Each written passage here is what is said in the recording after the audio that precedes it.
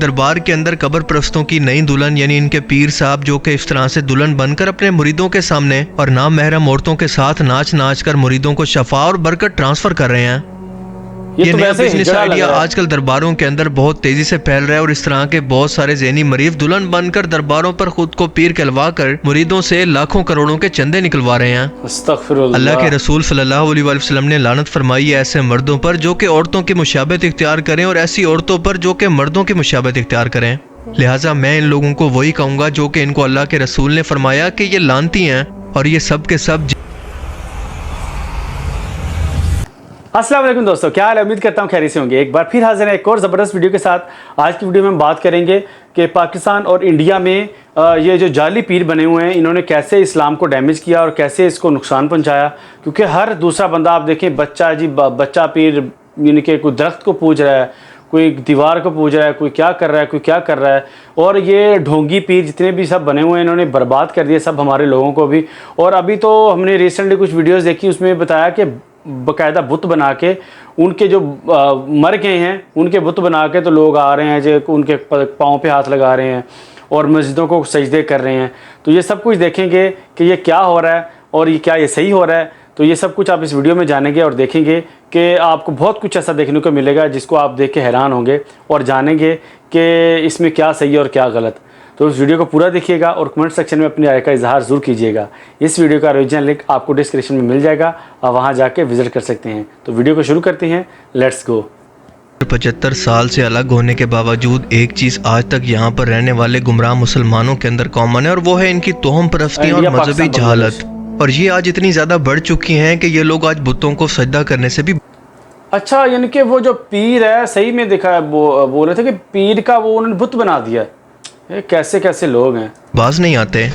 यहाँ जो इंट उठाओ वहाँ से आपको एक नई सरकार, एक खुद को वलीउल्लाह कहने वाला दिमागी मरीज मिल जाएगा जो कि कपड़ों से आज़ाद होगा। नहाना धोना इसके लिए ऐसे होगा जैसे इसके सामने मौत हो।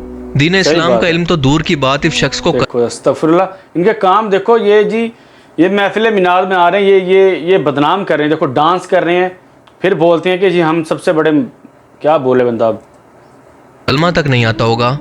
आज की इस वीडियो में हम कुछ ऐसी पहुंची हुई सरकारें और मजहबी जहालतों को देखेंगे जिन्हें देखकर यकीनन आप भी सर पकड़कर बैठ जाएंगे कि क्या कोई जिंदा इंसान आखिर इस हद तक कैसे गिर सकता है। तो चलें शुरू करते हैं।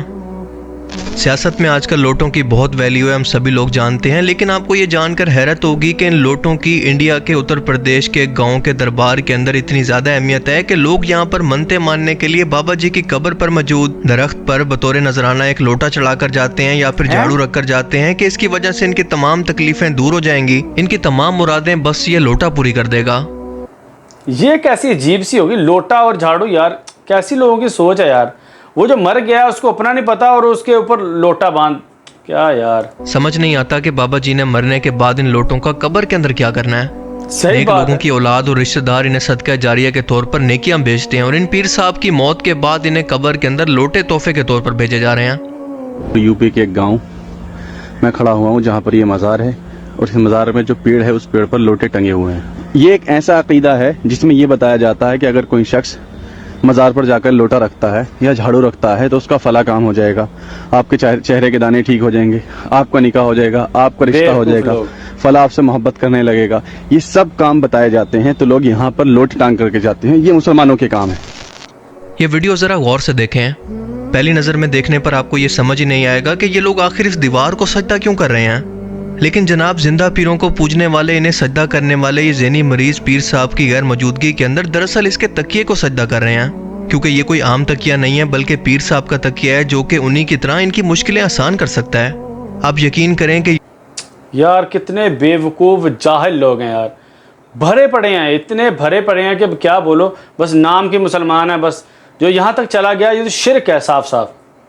ये लोग इतने ब्रेन वॉश्ड हैं कि आप इनके सामने पीर साहब का कमोड भी लाकर रख दें तो ये लोग इसको भी सजदा करना शुरू कर देंगे। एक नई कहानी मार्केट के अंदर आई है कि ये मौलवी साहब कहानी सुना रहे हैं कि कैसे इनके बाबा जी इमाम बरी के जिस्म के गोश्त को मछलियों ने खा लिया था और इनकी सिर्फ हड्डियां बाकी रह गई थी। और ये कि बाबा जी के हुक्म पर एक संडे ने यानी भैंस के फीमेल ने बाकायदा दूध देना शुरू कर दिया था। अब ये मेडिकली तौर पर कैसे मुमकिन है, मेरा तो दिमाग काम नहीं कर रहा कि इसके पास दूध देने वाले ऑर्गन भी मौजूद नहीं है और ना इसके जिस्म के अंदर ऐसा कोई फंक्शन है कि मेडिकली तौर पर वो ऐसा कर सके। और अभी तो रुको, क्लाइमैक्स अभी बाकी। एक गुजर की मरी हुई भैंसों के नाम पुकारने पर बाबा जी के हुक्म से वो सब की सब भैंसें दोबारा से जिंदा हो गईं। इसके अलावा इस दूध देने वाले संडे को बाबा जी ने अपनी करामत के जरिए पत्थर के अंदर बदल दिया। बड़ी सरकार इमाम रहमतुल्लाह ताला अलैह ने जो कैसे बेवकूफ लोग हैं और लोग मान भी लेते हैं। इस पानी के अंदर जो रवायात में मिलता है जी, तकरीबन 12 साल, तकरीबन 12 साल आपने इस पानी के अंदर चिल्ला काटा है। और ये जो आपको मछलियाँ नजर आ रही है ना पानी में, इन मछलियों ने जो है ना वो इमाम अली सरकार रहमतुल्लाह ताला के पूरे जिस्म को खा लिया था। अच्छा, ठीक है।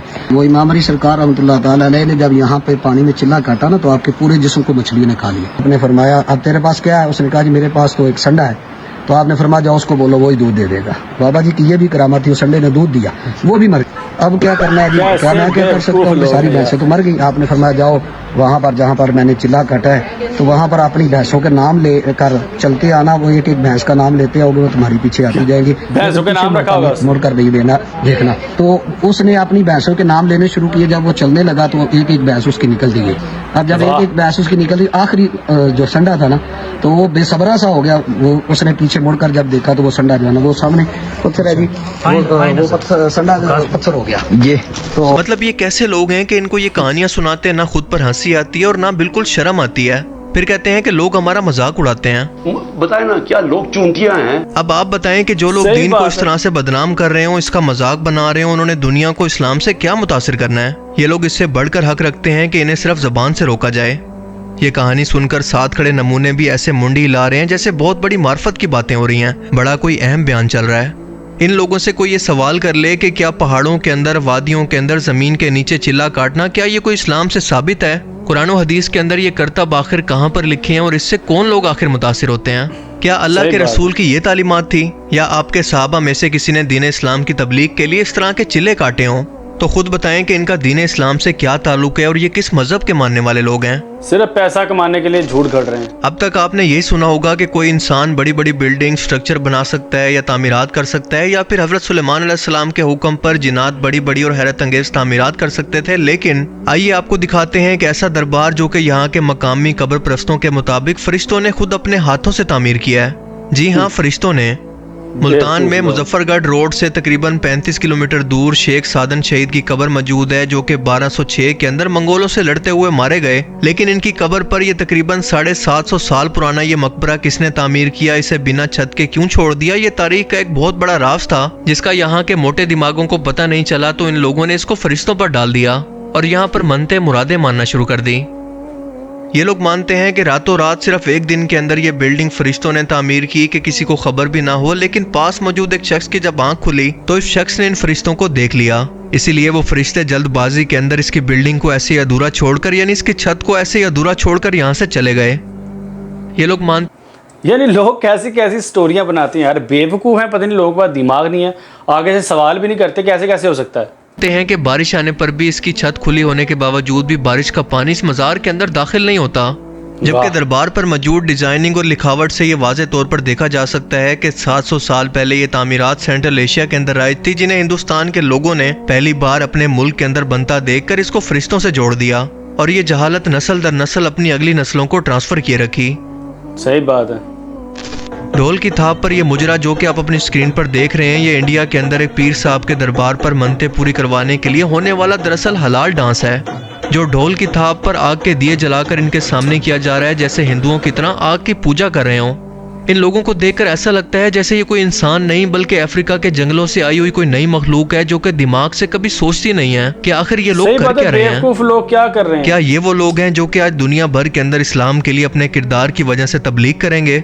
उल्टा ऐसे तमाशों को देखकर जो लोग दीन इस्लाम पर आज कायम भी हैं, तो वो भी दीन इस्लाम से फिर जाएंगे, या यूं कहें कि मुलिद बन जाएंगे, जो कि आज की नौजवान नस्ल इससे बदजन होकर हो रही है। सही बात। आइए आपको मिलवाते हैं एक नए फिरके से जो कि अभी अभी मार्केट के अंदर लॉन्च हुआ है, जिसका नाम है करकारी करकोरी अल करकरिया। जी हाँ, ये किसी बीमारी का नाम नहीं है बल्कि बाकायदा एक नया फिरका है जिसके मानने वाले लोग इस तरह के रंग बिरंगे कपड़े पहनकर इस तरह से डांस करते हैं और इसे रूहानी इबादत कहते हैं। यानी वही सरकफ जो कि बाकी पीर प्रफ्तों ने बरसगीर पाको हिंद के अंदर पहले से लगा रखा है। इस फिरके की बुनियाद 1990 के अंदर शेख मोहम्मद फौजी अल करकरिया नाम के शख्स ने रखी थी और ये लोग आज फ्रांस और मोरक्को के अंदर पाए जाते हैं। अब जरा इस पर गौर करें कि इस बार इन कब्र प्रस्तों को और कुछ नहीं मिला तो इन्होंने एक रिक्शे को ही अपना पीर बना लिया है। जी हाँ, रिक्शे को ही। पाकिस्तान के शहर लाहौर के अंदर एक रिक्शा चलाने वाले शख्स ने अपने रिक्शे को ही दरबार बना लिया है और इस रिक्शा में बैठने वाले लोग, खसूसन औरतें, इस रिक्शे पर अपनी चादरें चढ़ाकर इससे अपनी मनते मुरादें मांगती हैं। समझ नहीं आता कि इन लोगों की अकल पर हंसें या मातम करें। यार बेवकूफ़ लोग, यार जाहल लोग, अकल से पैदल लोग कि यार कुछ भी करते हैं, कुछ भी। यानी कि रिक्शे को उसने वो फूल फाल ला के चढ़ा दिया और लोग आ रहे हैं उसमें पैसे फेंक रहे हैं, वो दिहाड़ी कमा रहा है, लोग उसकी तरफ। जाहल लोग हैं यार।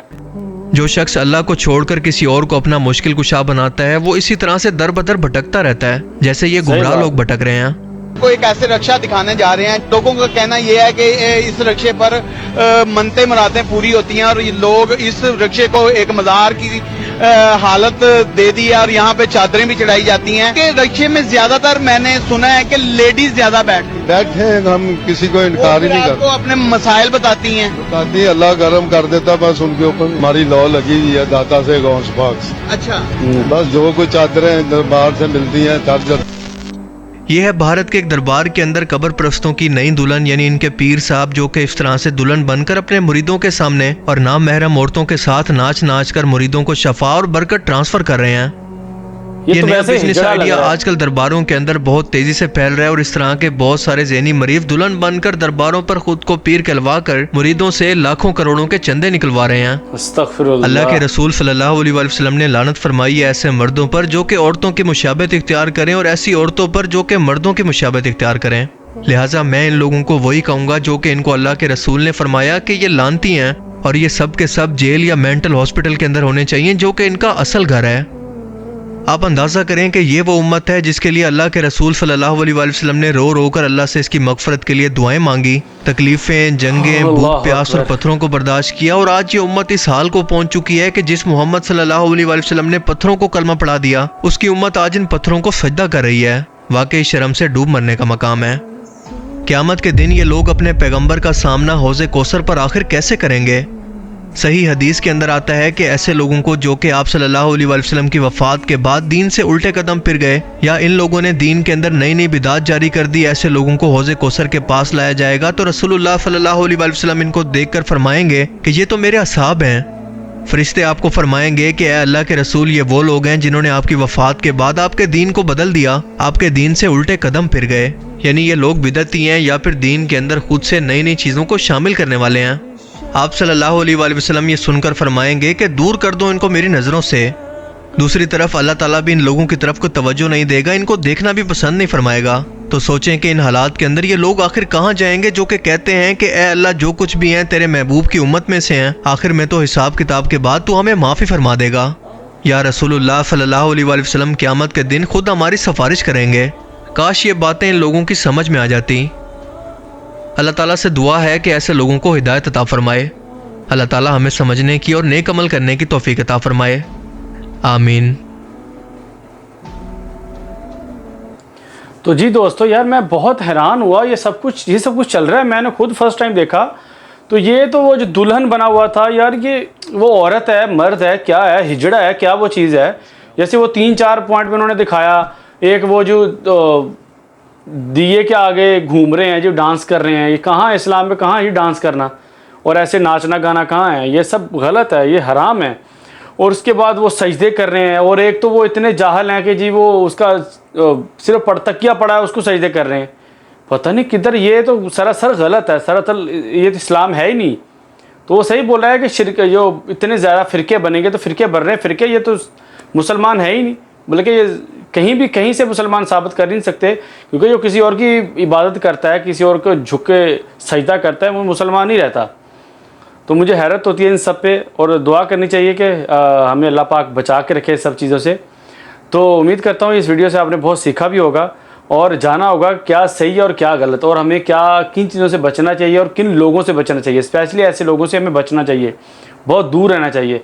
और अगर हमने कुछ सीखने है तो कुरान पाक पढ़ो, उसमें से देखो कि असल इस्लाम आखिर है क्या।